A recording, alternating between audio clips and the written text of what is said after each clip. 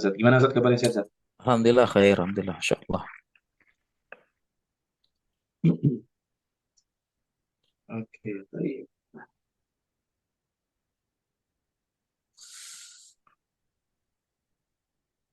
Nah, izin mulai Zat. Izin Silakan, mulai. silakan, fadal, fadal, silakan. Bismillahirrahmanirrahim. Assalamualaikum warahmatullahi wabarakatuh. Waalaikumsalam warahmatullahi wabarakatuh. Alhamdulillah, hamdan katsiran thayyiban mubarakan fi kama yuhibbu rabbuna wa yardah. Asyhadu an la ilaha illallah wa asyhadu anna Muhammadan abduhu wa rasuluhu amma ba'd.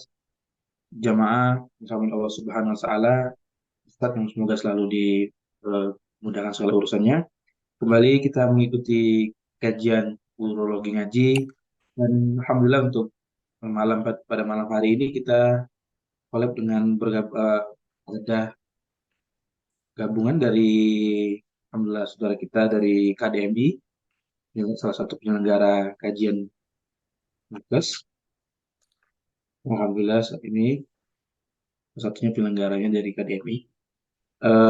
Yang insya Allah kita akan membahas tentang fikih kedokteran kontemporer dan kesehatan Islam yang insya Allah akan dibahas oleh Ustadz. Untuk Ustadz, Fadol Ustadz. Jazakumullah khairan. Ya, baik. Saya share screen sebentar ya. Fadol Ustadz.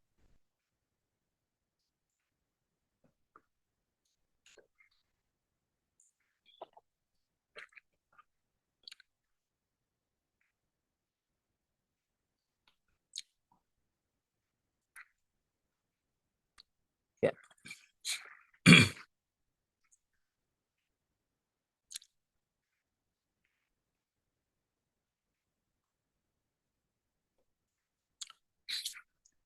ya, udah terlihat belum ya? Udah Ustadz.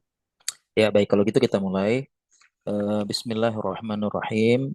Alhamdulillahirabbil alamin wassalatu wassalamu ala Rasulillah. Baik para jemaah sekalian, teman-teman sejawat, teman-teman nakes yang semoga dirahmati dan disayangi oleh Allah. Kita mulai kajian kita ya, insya Allah. Dan kita akan membahas ini buku induk yang saya tulis ya. Judulnya Fikih Kedokteran Kontemporer dan Kesehatan Islam. Jadi ini buku, insya Allah buku ini akan dicetak ya, dan insya Allah buku ini tidak dijual, tetapi nanti akan ganti cetak bahasanya ya, ganti operasional cetak seperti itu. Ya, jadi dan ini mentahnya ya, berarti dalam bentuk Word.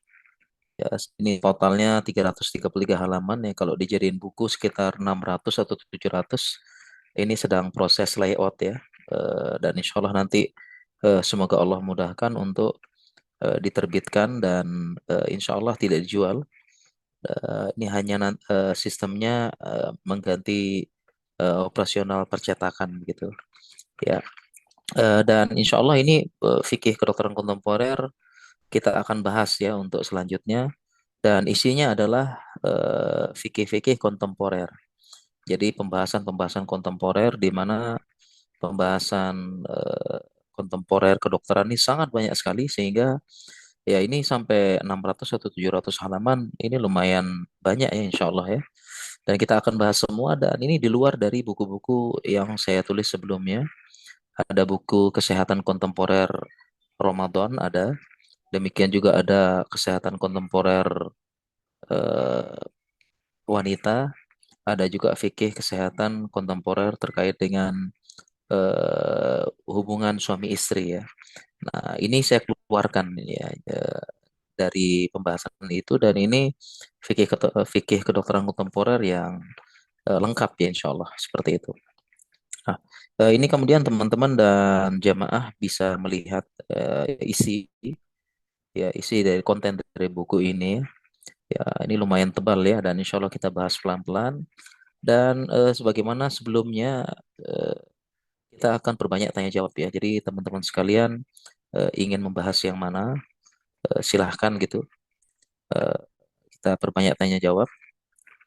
Dari buku ini kita lihat ya daftar isinya pertama perhatian ulama terhadap ilmu kedokteran, kemudian sejarah kejayaan Islam, kemudian tokoh dan ahli medis di zaman Nabi.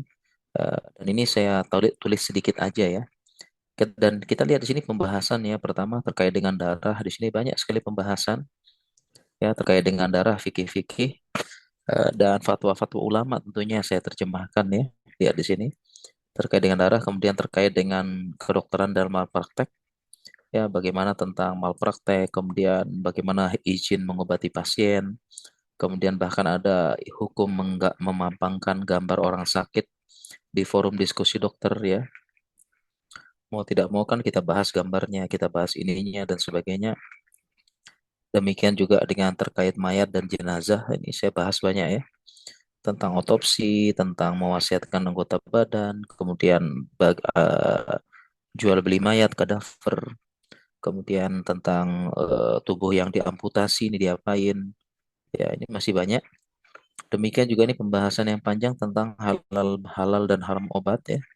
Di sini ada berbagai macam pembahasan tentang kehalalan obat, kemudian bagaimana menggunakan obat yang diproduksi dari negeri non-muslim. Ya, demikian juga dengan obat kimia bahaya dan sebagainya. Demikian juga dengan hukum terkait obat dan mengobati. Ya, ini mengobati dengan musik, hukum menggunakan insulin, menggunakan obat tidur, menggunakan obat yang lain-lain ya.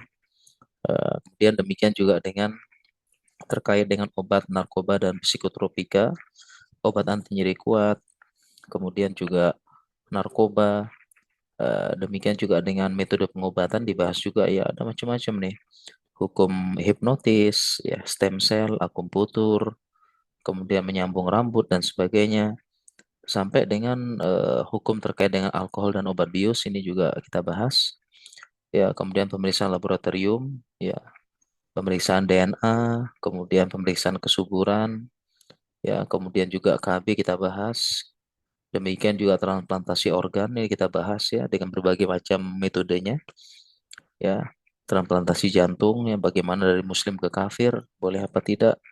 Demikian juga dengan gigi dan mulut ini kami bahas ya, gigi palsu, gigi emas, ya, kemudian kawat gigi, merokok dan rokok ini juga penting ya. Kita perlu sebagai seorang nakes, kita juga perlu paham ya rokok dan hukumnya serta fatwa ulama biar makin yakin, karena kadang-kadang kalau kita berdebat gitu ya dalam tanda kutip ya, orang yang merokok dia juga membawa apa namanya, membawa beberapa fatwa-fatwa ulama atau fatwa apa namanya, fatwa kiai gitu ya, fatwa kiai mereka eh, tentang rokok gitu. Jadi mereka apa kata kiai gitu ya. Jadi kita harus menjawabnya juga dengan dalil bahasanya gitu. Demikian juga dengan saya bahas bayi tabung ya dengan berbagai macam metodenya.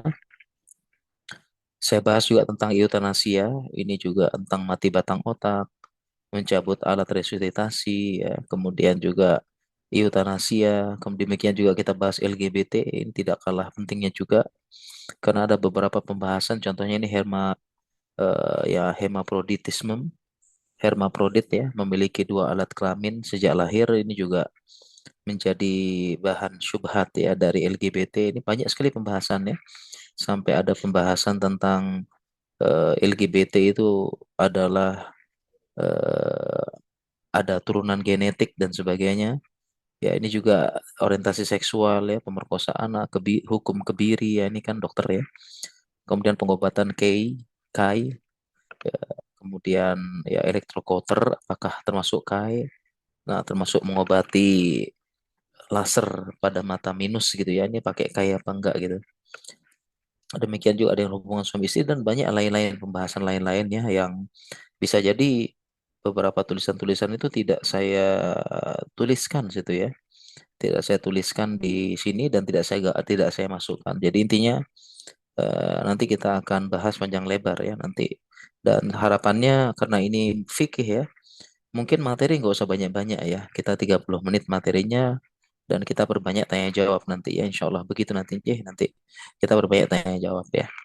Nah, ini karena pertemuan perdana, insya Allah kita mau nggak mau bahas pendahuluan, bahas mukadimah dulu ya. Jadi pendahuluan ini saya jelaskan bahwasanya Ya, ini teknologi berkembang dengan pesat.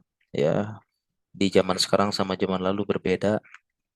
Ya, jadi zaman dulu saja itu orang tidak bisa terbayangkan ada orang bisa masuk dalam kotak kecil. Ya, televisi dan handphone sekarang bisa. Demikian juga dengan orang Quraisy ya.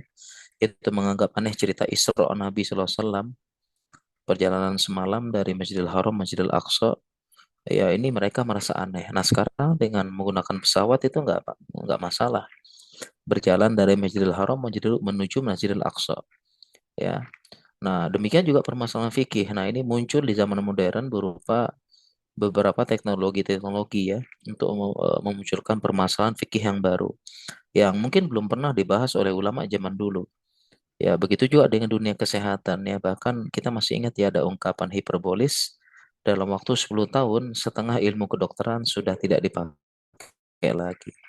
Ini dulu saya dapatkan ketika kuliah ya. Jadi dalam waktu 10 tahun setengah ilmu kedokteran tidak dipakai lagi, ini berkembang terus. Apalagi dengan fikih kedokteran kontemporer gitu ya. Ini berkembang terus. Contohnya transplantasi organ ini zaman dulu nggak ada. Ya, kalau kita cari fatwa ulama zaman dulu hukumnya apa, ya nggak ketemu nih ya. Ya, fatwanya Imam Syafi'i, Imam Ahmad, fatwanya Ibnul Qayyim, fatwanya Ibnu Taimiyah, fatwanya ulama-ulama Ibnu Hajar, An-Nawawi. Itu nggak ada fatwanya hukum transplantasi organ tubuh karena di zaman mereka itu tidak ada. Dan itu pun baru kita ngomong transplantasi organ tubuh saja. Ini melahirkan sub-sub pembahasan yang lainnya. Contohnya, apakah semua organ boleh transplantasikan? Ya, apakah boleh transplantasi organ kelamin? Bolehkah dijual sekarang? Bolehkah mewasiatkan gitu? Jadi baru satu pembahasan saja transplantasi organ melahirkan berbagai macam permasalahan-permasalahan gitu. Ya, demikian juga mewasiatkan kepada anggota keluarga boleh apa enggak? Tadi kan dijual ya. Sekarang dengan anggota keluarga bisa apa enggak begitu? Ya, dibahas. Kemudian demikian juga pembahasan-pembahasan lainnya dengan mati batang otak. Ini kan transplantasi organ ada hubungan dengan mati batang otak.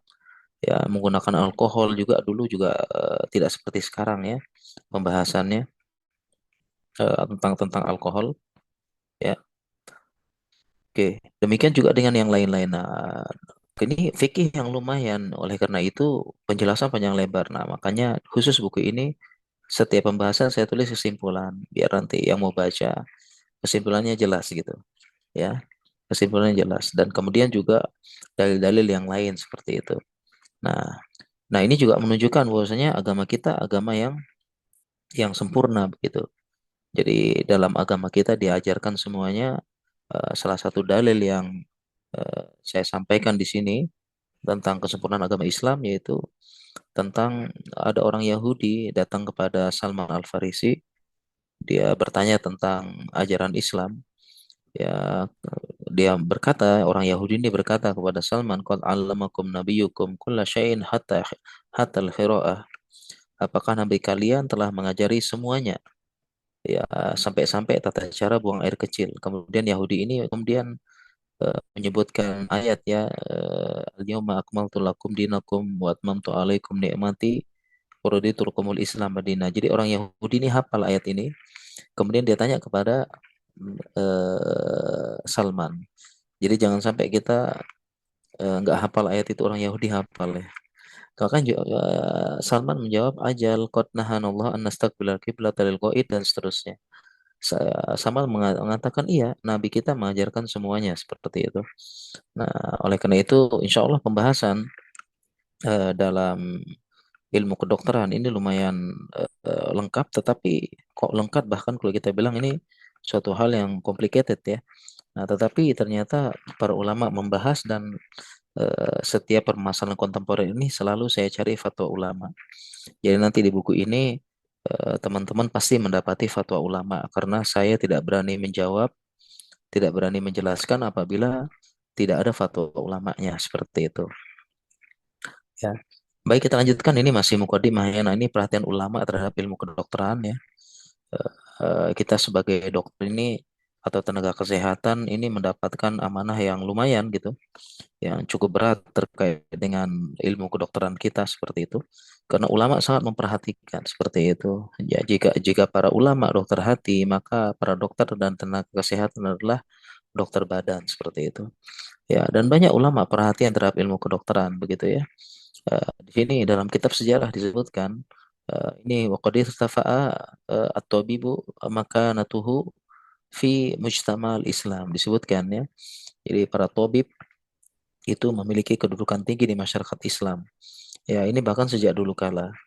Ya, jadi bukan sekarang aja ya, para dokter itu dipandang bagus ya, dapat kedudukan tinggi di masyarakat para dokter, tenaga kesehatan, tapi sejak dulu kala.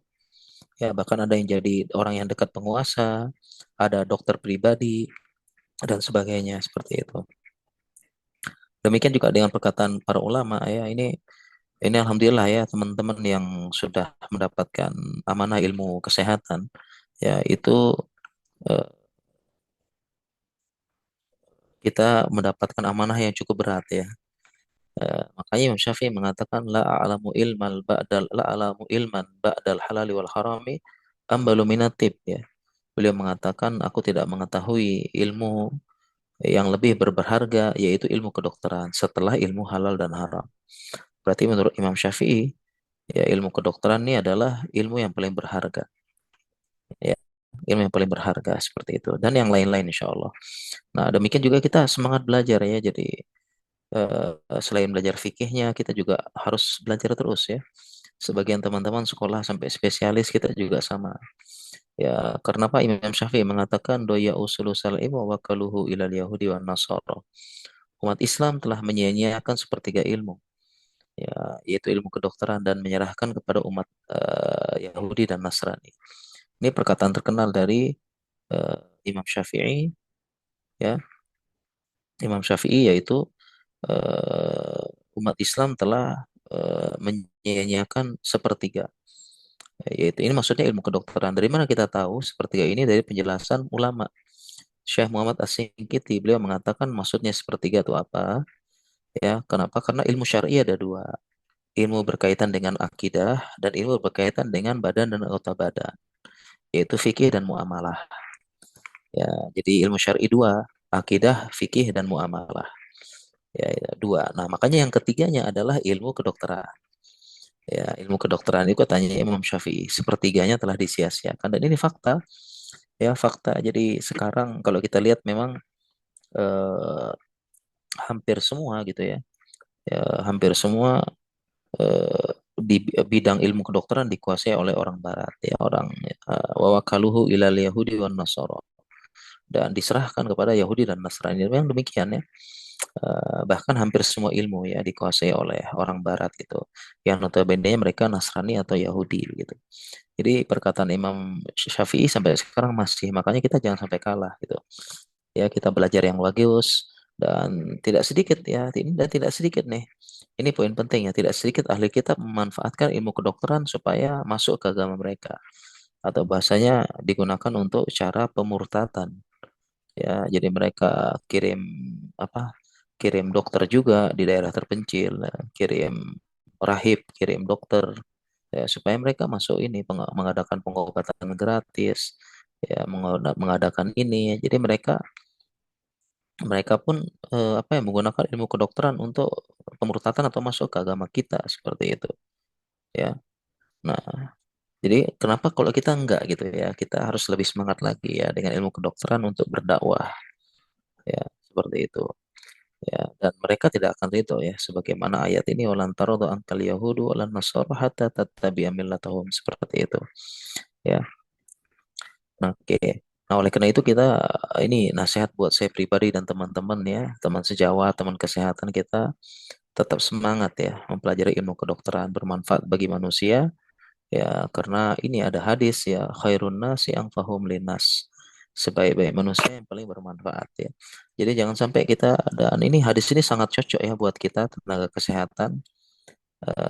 Karena sebagian kita bisa jadi ya uang banyak, jabatan tinggi, kedudukan tinggi, tapi kita kurang memberi manfaat kepada orang sekitar. Ya kita sibuk sekolah, ya spesialis, subspesialis, doktor, PhD. Ya sekolahnya lama, tapi kita saking sibuknya kita nggak peduli dengan tetangga, tidak peduli dengan keluarga, bahkan anak istri pun kurang merasakan manfaat kita karena kita sibuk apa sibuk praktek, sibuk operasi ke rumah sakit satu, ke rumah sakit yang lainnya. Ya, kita memang tinggi, ilmunya tinggi, kedudukan tinggi, wawasan tinggi, tapi yang terbaik adalah ini ya, khairun nas anfa'uhum linnas. Ya, sebaik-baik kalian yang paling bermanfaat bagi orang lain. Ya, jangan sampai kita kurang bermanfaat bagi orang lain begitu. Ya. Nah, ini sebagai mukadimah dari buku. Demikian juga kita perlu tahu sejarah kejayaan kedokteran Islam ya.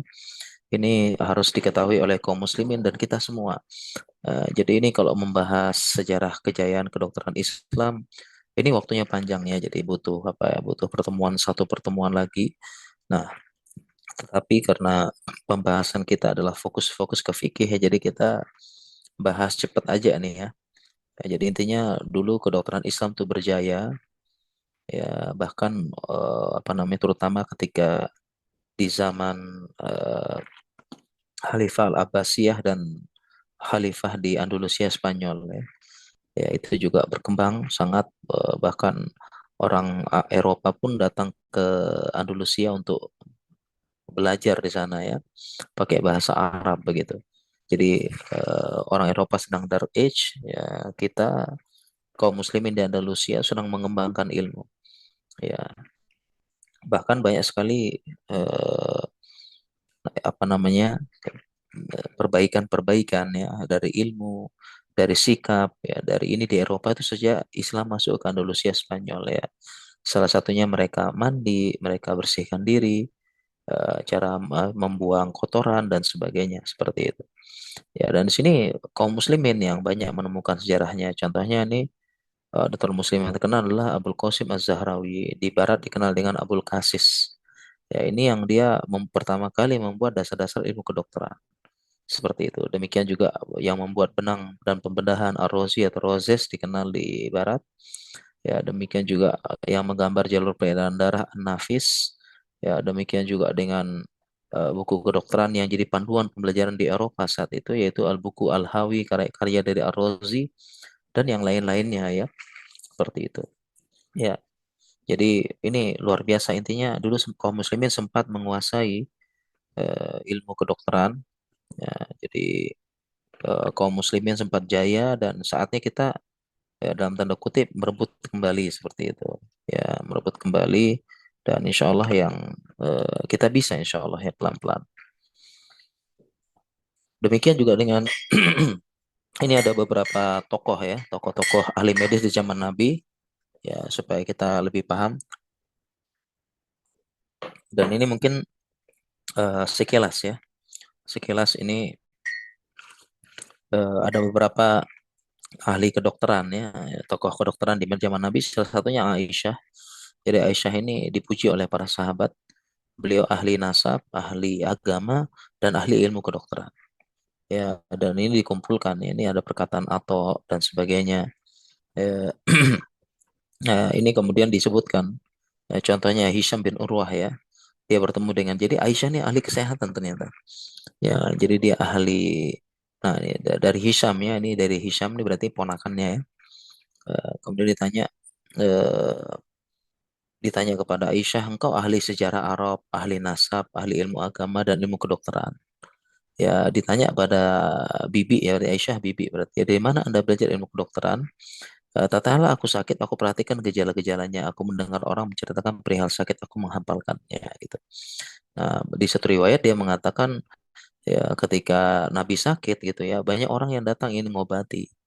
Ya, ini setiap utusan yang untuk mengobati Nabi dia pelajari seperti itu. Jadi ini saking cerdasnya Aisyah. Demikian juga dengan Ummu Kulsum bin Abi Thalib ini ya beliau dikenal sebagai bidan ya. Kalau ada yang melahirkan maka dibantu oleh Ummu Kulsum bin Ali. Ya, demikian juga dengan ini kisahnya panjang. Demikian Rufaidah dia perawat ya. Jadi ketika ada orang sakit, orang apa dirawat ya, kemudian memang karena dia membantu ayahnya yang sebagai dokter, ayahnya tabib. Nah, yang membantu adalah perawatnya adalah Rufaidah. Ya, jadi orang-orang udah paham ya. Jadi kalau ada yang merawat apa, dia pakai Rufaidah seperti itu. Demikian juga dalam berbagai perang-perang, maka perang Badar, Uhud, Khandaq, Rufaidah, sukarelawan merawat korban-korban perang. Ini sudah biasa terjadi dan banyak yang lain-lainnya ya, tokoh-tokoh yang kita perlu perlu tahu seperti itu. Baik ya, dan kita masuk ini tadi mukadimah ya. Mukadimahnya sudah setengah jam. Nggak apa-apa kita bahas sedikit tentang beberapa fikih-fikih kontemporer ya. Harapan saya nanti kita perbanyak tanya jawab ya. Kita masuk, kita bahas tentang darah.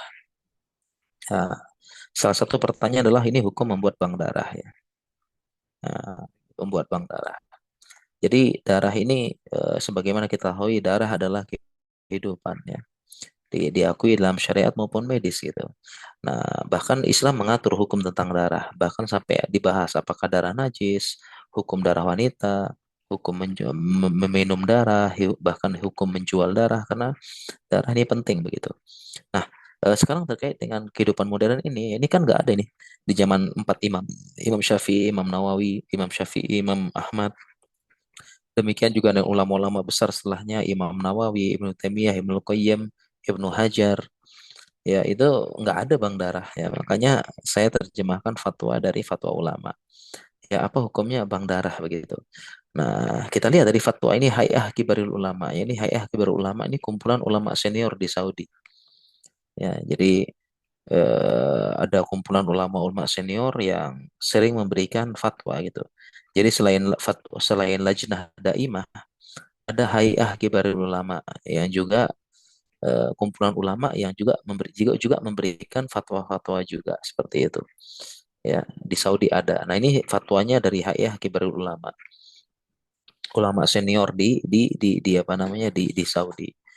Nah, ditanya di sini tentang hukum bank darah. Nah, di sini saya terjemahkan fatwanya ba'da dirasatil maudhi wal munaqasyatihi wa tadawulir ra'yi fihi qarul majlis bi aksariyah ma yali. Ya, setelah mempelajari judul, kemudian ada munakasyah ya adu argumen dan tukar pendapat ya, maka majelis Hay'ah Kibarul Ulama mayoritasnya itu menetapkan pertama ya juzu ayatabaru insanu min damihi ma la yadurruhu indal haja ila zalika. Ya, jadi boleh ya boleh mendonorkan darah selama tidak berbahaya. Li'is'afi may yahtaju minal mardu untuk menyelamatkan orang yang sakit. Jadi fatwa pertama itu boleh donor darah ya untuk menyelamatkan fatwa orang yang sakit. Menyelamatkan orang yang butuh dari yang sakit. Ya, jadi boleh donor darah. Ya. Yang kedua ya juzu insya'u bank Islami. Boleh mendirikan bank Islami likubuli ma yatabarra'a bihi ma yatabarra'u bihi insa min dima'ihim. Ya, wa hifdzu dzalika. Jadi boleh mendirikan bank Islami ya. Disebutkan bank Islami ini ya. Maksudnya bank darahnya harus sesuai dengan kaidah-kaidah Islam.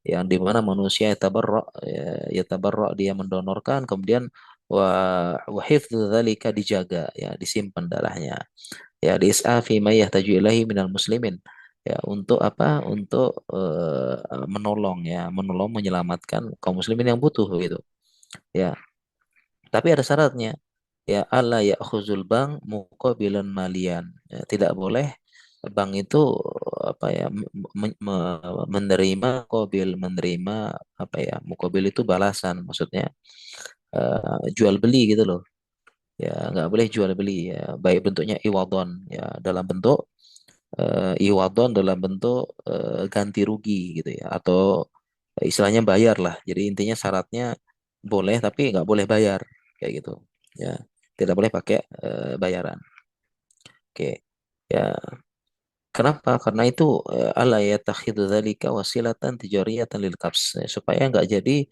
jual beli ini seperti itu. Nah, ini fatwa dari para ulama seperti itu.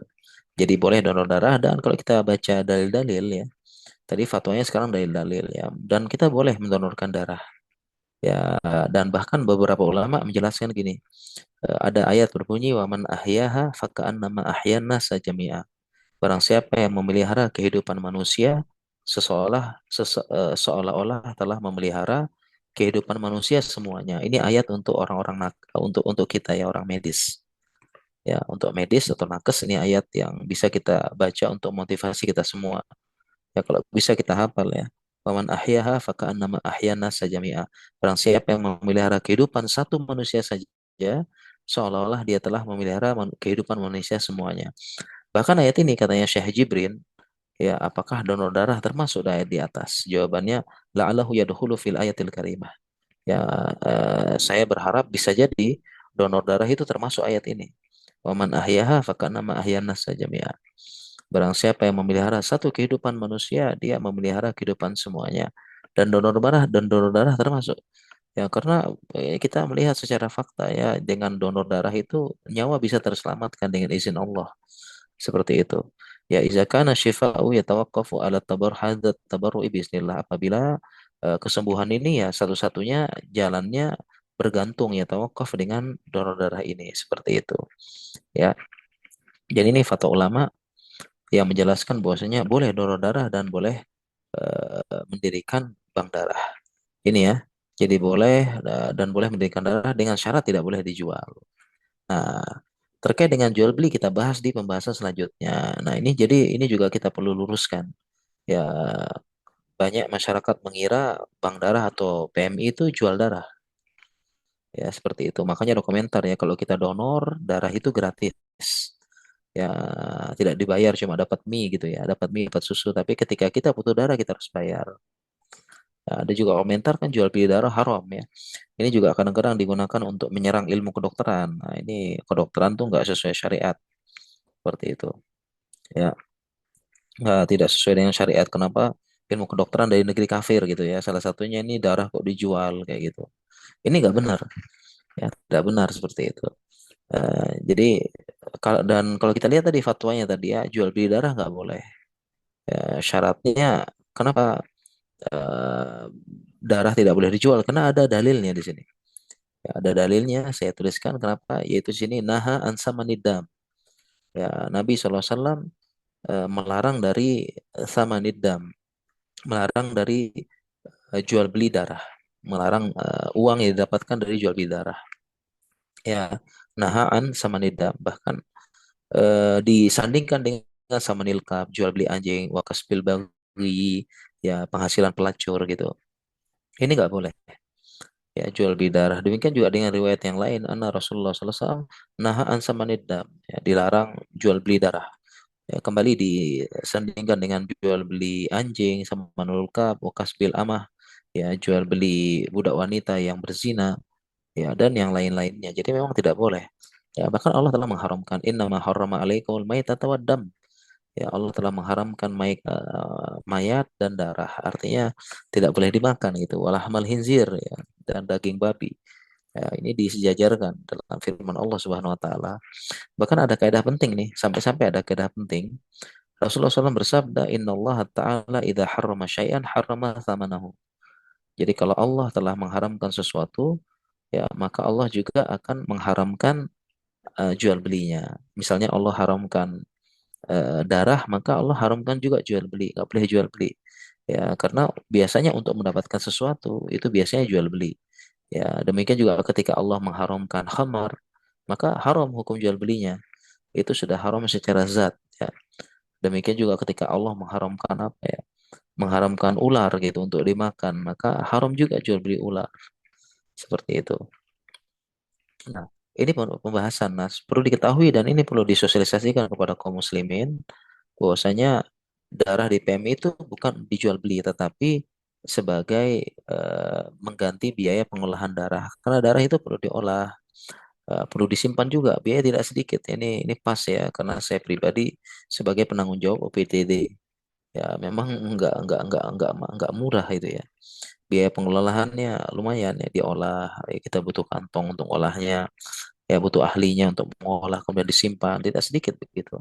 Jadi intinya bank darah PMI tidak menjual darah ya jadi itu untuk biaya pengolahan biaya ini dan sebagainya bahkan salah satunya untuk memeriksa IMLTD ya, infeksi menular melalui darah gitu kita periksa dulu seperti itu ya dan masih banyak yang lain-lainnya.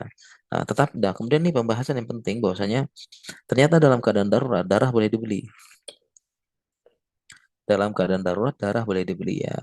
Ini kita dapat ketika saya di Sarjito di Jogja itu ada oknum tukang parkir, tukang becak dia jual darahnya. Bahkan mereka ini agak ngeri ya, mereka itu sebulan sekali. sebulan sekali donor ya, karena mereka merasa dapat uang gitu. Ya, jadi keluarga pasien rujukan dari berbagai kota itu kan nggak punya kenalan di Jogja ya. Jadi mereka ya tinggal keluar, ternyata tukang becak, tukang parkir itu kena dibayar sama dibayar 500.000 1 juta, mereka mau donor darahnya bahkan sebulan sekali. Ya ini luar biasa ini. Ya mereka menawarkan diri gitu. Yang tukang becak yang parkir depan itu butuh darah gitu, saya mau donor gitu sebulan sekali ya. Ya dia dia mikir bisa cepet kayak gitu karena dikasih 1 juta mau dia seperti itu. Nah ini ada fatwa bahwasanya kalau memang darurat tidak bisa dapat darah boleh kita beli. Nah ini saya terjemahkan dari Majma' Fiqh Al-Islami. Ini Majma' Fiqh Al-Islam ini gabungan dari berbagai macam negara, yaitu tergabung dalam Robito Islamiyah atau kita terjemahkan dengan OKI, ya, ya, OKI Persatuan Negara Muslim Indonesia, Persatuan Negara-Negara Muslim Dunia, OKI atau Robita Alam Al-Islami.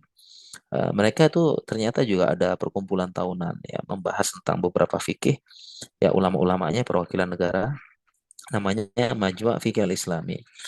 Ya, dibahas juga tentang bolehnya beli darah gitu. Wa yustasna min zalika halatu darurah ya.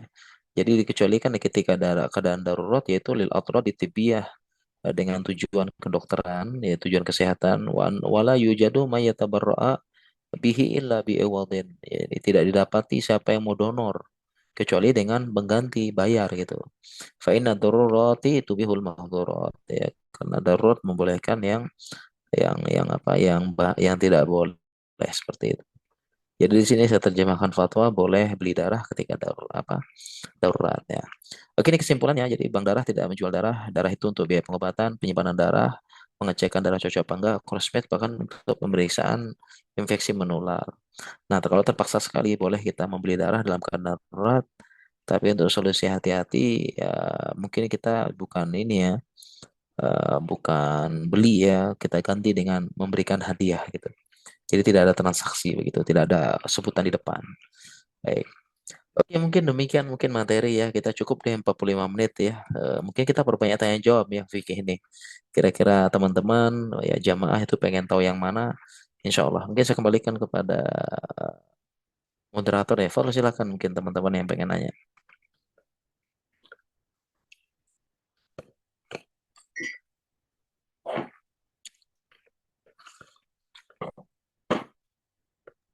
Jazakallah khairan Ustaz atas materi yang telah diberikan.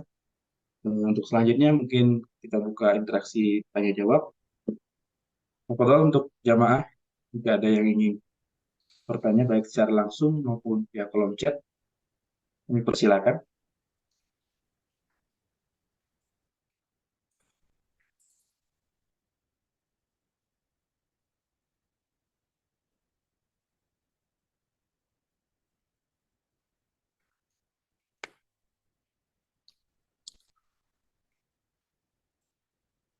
Ada pertanyaan masuk satu Ustaz.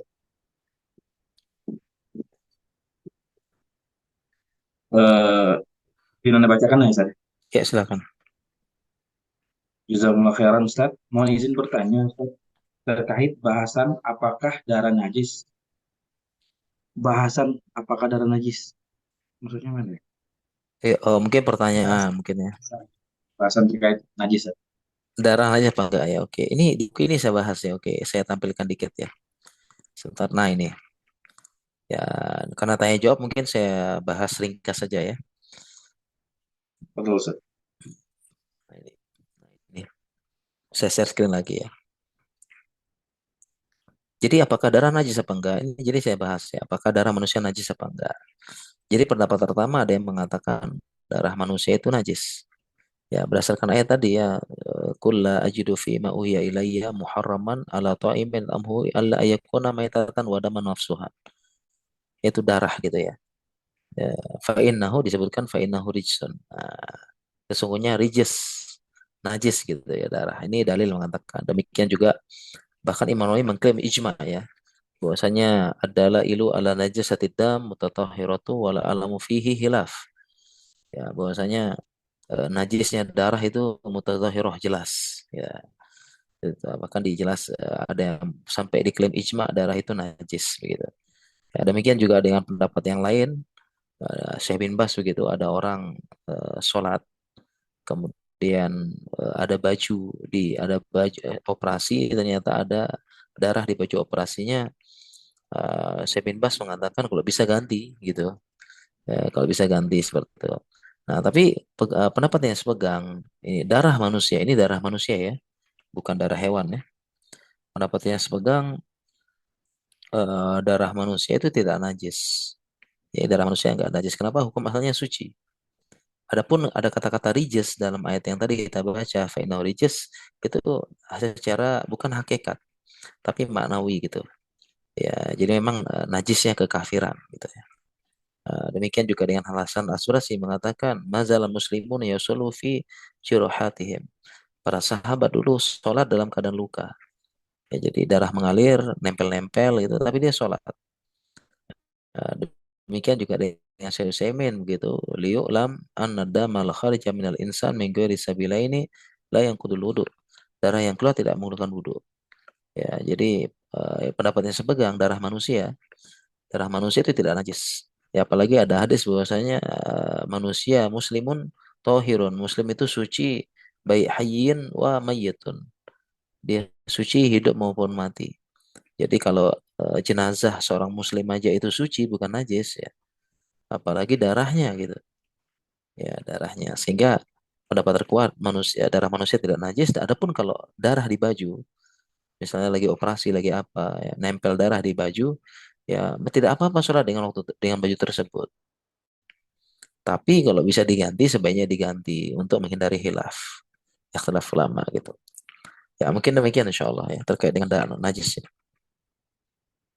Baik Ustaz, jazakumullah khairan atas jawaban yang telah diberikan. Izin bacakan pertanyaan selanjutnya Ustaz. Mengenai mendonorkan kornea akan diambil dari jenazah yang meninggal dalam waktu 6 jam setelah meninggal. Di mata jenazah akan diganti penutup atau ikat.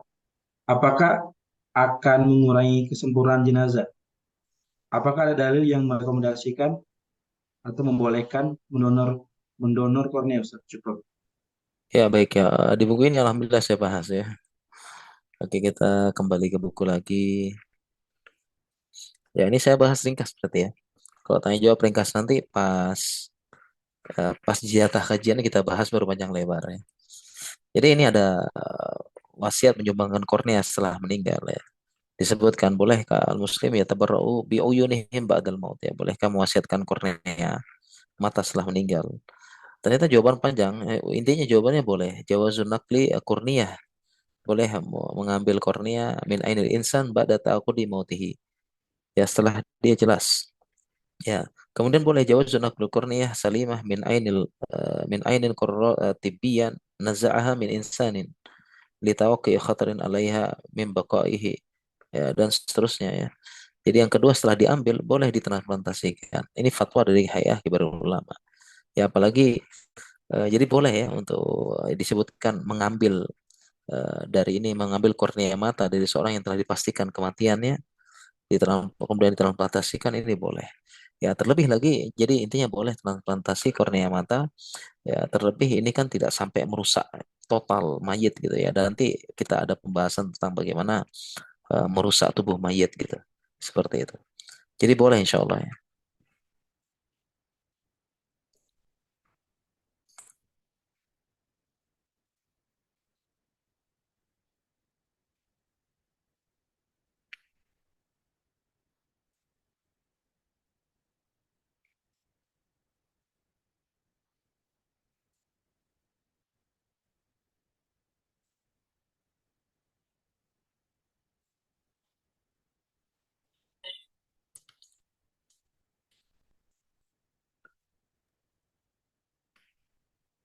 Baik Ustaz, pertanyaan selanjutnya Ustaz. Ya, silakan.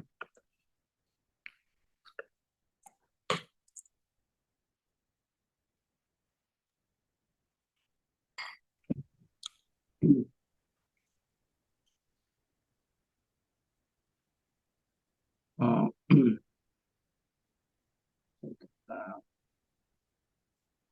Masalah dokter atau nakes telat. Apakah sekian apakah sekian menit telatnya tersebut otomatis sekian persen gajinya menjadi haram? Bagaimana jika kalau kasus telat layanan poli dengan pasien antri pertamanya yang sudah memaafkan atau legowo saja dengan sudah clear atau harus dapat maaf dari manajemen Ustaz untuk halalan gajinya? eh Telat sekian menit sekian ya gitu ya. Untuk kasus telat layanan poli. Ini semua dikembalikan kepada manajemen begitu. Ya, jadi ini bukan suatu hal apa ya. Kecuali misalnya ada aturan yang dipotong langsung gitu ya. Misalnya harusnya kan dia masuk jam 8 gitu. Ternyata masuknya jam 10. Kemudian ada aturan bahwasanya jam kalau masuk jam sekian dikurangi sekian persen. Nah, kalau kayak begitu ya dia ambil sesuai dengan absennya aja gitu. Ya, kayak saya juga begitu. Saya pernah ada aturan gitu. Ya, kalau nggak seabsen saya nggak ngambil. Ya, karena aturannya ya, apa uang transportasi untuk yang uang transport untuk orang yang datang aja sesuai tepat waktu. Nah, kita nggak ngambil gitu. Nah, adapun kalau kayak begini kembali kepada aturan, coba ditanya kepada manajemen ini gimana kalau saya terlambat ya, dipotong atau bagaimana begitu, atau pakai sistem atau bahkan bukan masalah terlambatnya, yang penting apa ya, itu suatu hal yang wajar misalnya terlambatnya macam-macam gitu ya, visit dulu atau apa gitu. Nah ini dikembalikan ditanya kepada manajemen begitu. Ini bagaimana begitu, tidak harus minta maaf dengan pasien atau bagaimana gitu. Ya mungkin demikian insya Allah. Ya Ustaz, jazakumullah khairan, Ustaz. Izin bacakan pertanyaan selanjutnya Ustaz.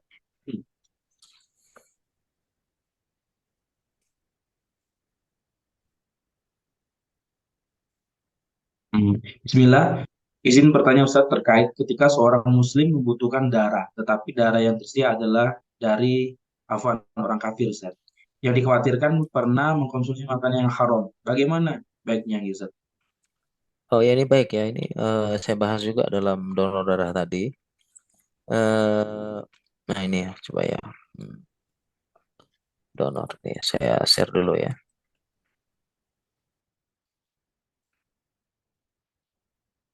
Saya bahas ya tentang dari orang apa donor dari orang kafir ya. Hmm, nah ini eh, saya share screen dulu.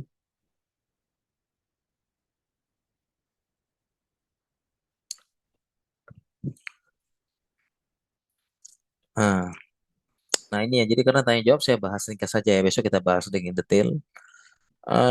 Jadi bagaimana kalau terima darah dari orang kafir gitu kan, notabene-nya kan dia kita nggak tahu habis makan babi atau gimana gitu.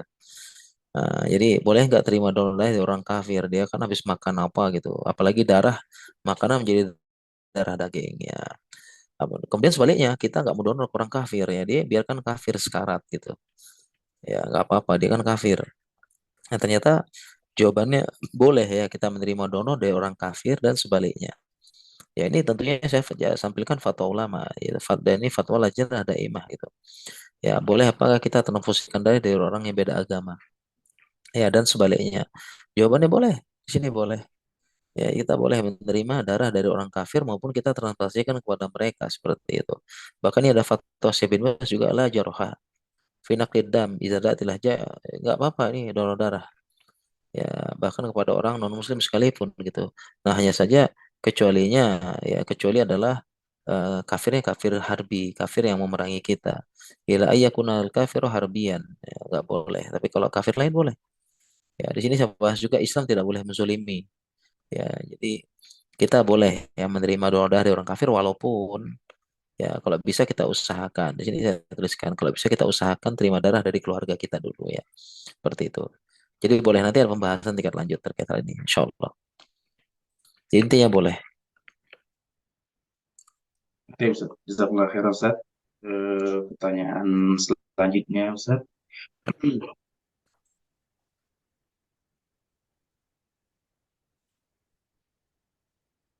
Hmm.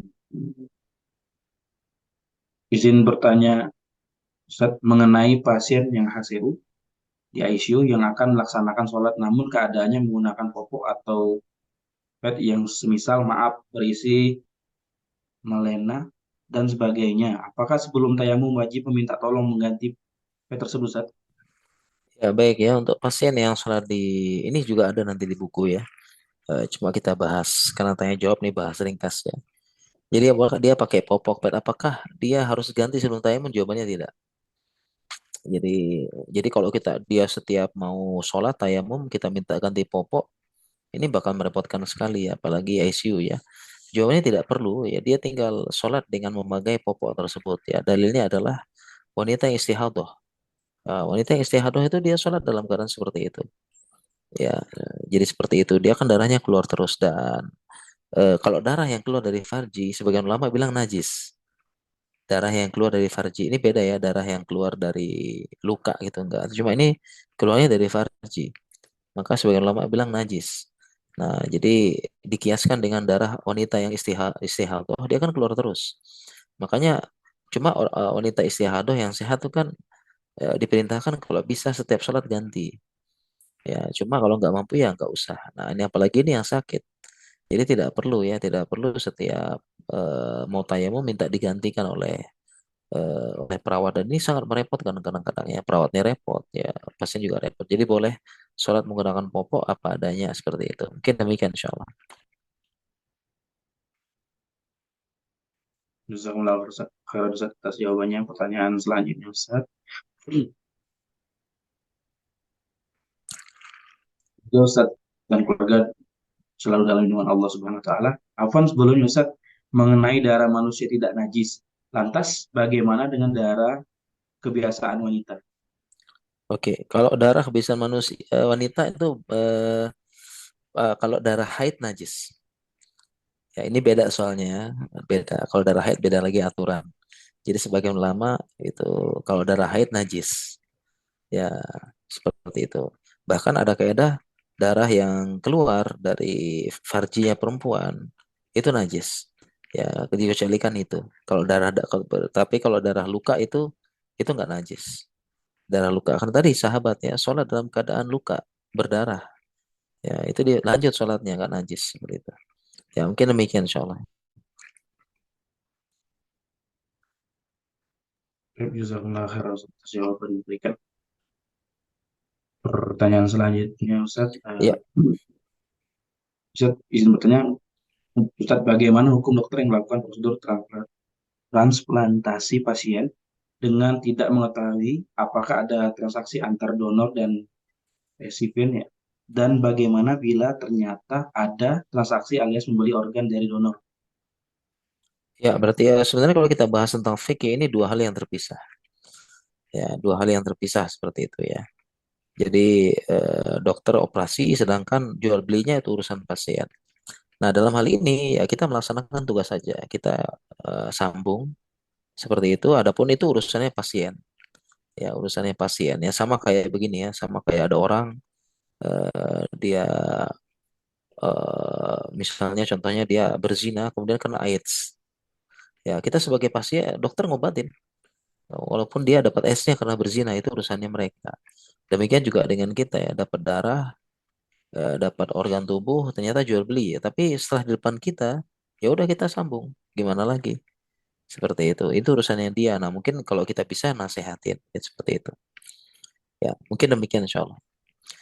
Mungkin Mas Anu satu pertanyaan lagi ya. Di sini udah jam 10. Masya Allah ini. Besok insya Allah kita lanjutin nanti ya. Makanya pertemuan selanjutnya kita perbanyak tanya jawab aja ya. Materi 30 menit aja.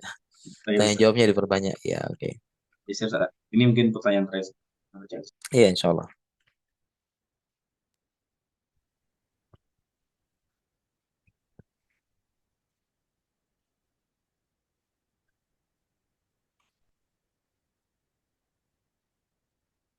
Assalamualaikum Ustaz, izin bertanya mengenai tindakan pengakhiran masa kehamilan setelah pada pasien diketahui dengan berdasarkan NIPT atau non-invasive prenatal testing didapatkan hasil kelainan kromosom tertentu pada janin. Bagaimanakah hukumnya secara fikih, Ustaz? Ya, ini terminasi pasien mungkin ya pada pada apa namanya kalau diketahui apa namanya ada kelainan gitu ya. Ya, di sini saya punya tulisan ya, nanti saya bahas ya. Di situ ditulis juga saya bahas tentang hukum menggugurkan atau terminasi pasien yang dia itu ada cacat berarti ya kelainan kromosomnya. Di buku ini saya bahas ya insya Allah nanti kita jelaskan panjang lebar. Intinya ada dua pendapat ulama. Jadi pertama kayak saya Soleh Munajid dan sebagainya itu boleh mengatakan boleh digugurkan, boleh terminasi. Ya boleh determinasi kehamilannya digugurkan karena sudah pasti ini akan melahirkan bayi yang cacat dan bayi yang cacat ini ya kalau kita bisa cegah kenapa enggak gitu.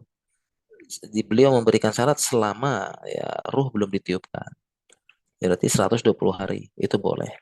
Ya, adapun Sebin Bas, kata Sebin Bas itu jangan katanya.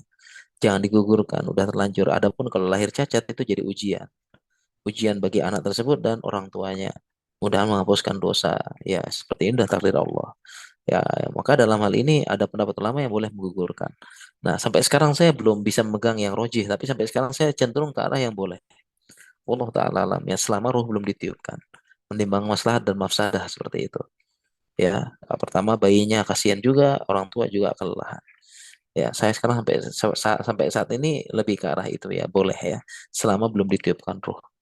Ya, ada pertimbangan maslahat mafsadah sebagaimana fatwa-fatwa yang lain ya, ada fatwa tentang diperkosa, kemudian boleh nggak digugurkan seperti itu. Ya mungkin demikian insya Allah. Kita lanjutkan di pertanyaan jawab selanjutnya insya Allah.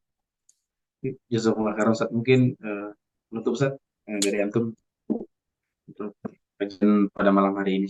Ya baik insya Allah kalau begitu kita cukupkan insya Allah ya kajian ini perdana ya. Bahas buku ini tenang, ini buku ini masih panjang sekali ya. Jadi saya sempat lihat layoutnya 600 atau 700 halaman, tebal banget ya. Insya Allah kita bahas pelan-pelan dengan dalil ya.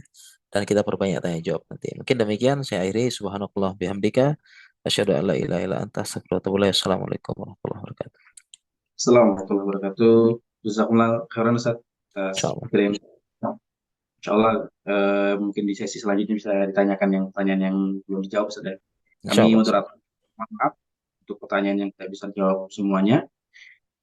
Untuk kajian selanjutnya bisa dilihat di akun Instagram kami, yaitu akun Instagram Psikologi Ngaji dan KDMI. Alhamdulillah Ustaz, untuk kajian pada hari ini kita collab dengan KDMI Ustaz, Insyaallah. Dokter Ngaji Indonesia.